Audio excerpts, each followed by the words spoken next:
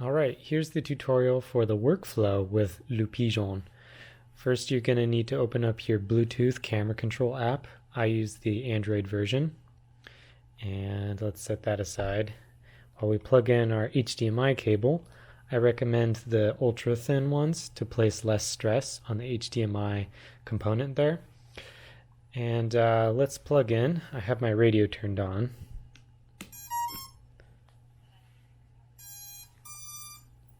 Okay, so here we can see the live feed from the camera, and we can set that aside while we find the camera using the Bluetooth app. Click on your camera. Okay, after it's done syncing, which will take a couple seconds, you can make all your adjustments in here, and I'll let you figure that out. It's pretty self-explanatory. But the key thing here is you need to decide what frame rate you're going to be using and what ISO, and make sure to set your white balance correctly, and also what flavor of codec. If you're using the Android app, you can switch between flavors within a codec.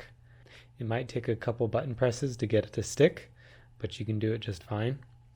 But with the Android app, you cannot switch to Blackmagic RAW and vice versa. It just freezes up and then does nothing. With the iPhone app, it doesn't have this problem. Okay, and then once you got your settings set there, then you can adjust your camera, your lens, using the iris to adjust how much light is getting in so you have the proper exposure. And those are the key elements. Once that's set, then you can unplug the HDMI cable from the drone. And if you have media in the camera, you'll be able to hit the record button and this will turn red. And to stop recording, you can either reconnect to the drone, but I've actually found that every single time without fail, I've been able to just unplug while it's recording.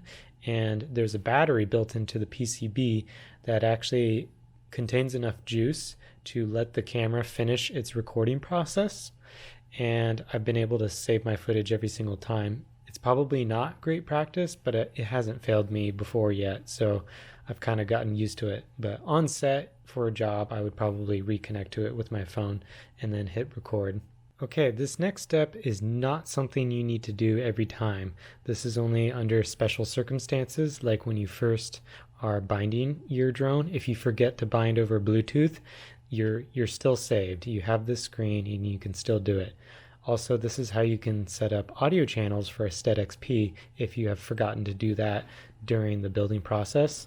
So I've undone 6 of these cage screws, and then you got to remove the retention clip here and absolutely remove the propellers and the lens and the ribbon cable. Just be very mindful of that. Just take the whole top plate off and set it to the side.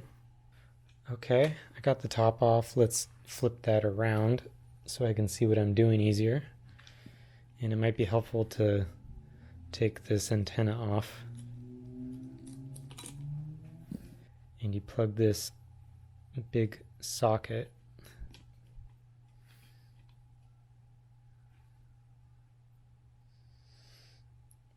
Okay, so that's locked in place. Let's put this antenna back on so we don't burn out our DJI air unit. I'm going to turn on my radio and plug it in.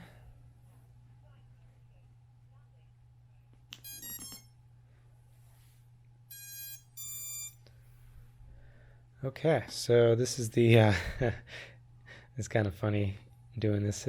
It's weird every time.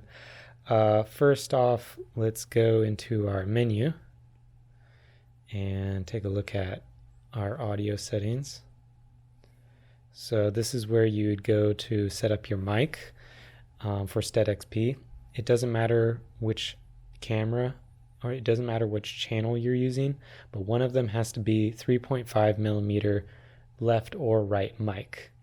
It's confusing because there is a line but we don't want line, we want mic. And then you can set the gain to 100%. And that's all there is to that. And then under setup, you page over. And where is it? Bluetooth. This is where you actually connect your phone to your Bluetooth module inside the camera. So we got to make sure that's turned on. But both of these things that I've just done, they should be things you do with your camera before you decase it, just to make it a little bit easier. But if you forget, that's fine. That's why we have this monitor case here. For Android users, because the app does not support switching between BRAW and ProRes codecs because of a glitch, this is where you can also switch flavors of codecs. So you can do that by going into the menu again and record, and this is where you can switch. All right, and just to reiterate, this whole process here is not something you need to do on set. This is just something you need to do on your own time. It's not part of the workflow per se, but it's something you may need to do. So this workflow is a little bit different than a regular Cinelifter where you're just working directly with the camera. And it may seem fiddly at first, but I've actually gotten a hang of the process, and it's proven to be actually faster than using a traditional Cinelifter where you're carrying the whole camera. And the reason why is because of the mounting. I can adjust the angle much quicker, and also I don't need to attach and deattach the camera every time before and after the shoot.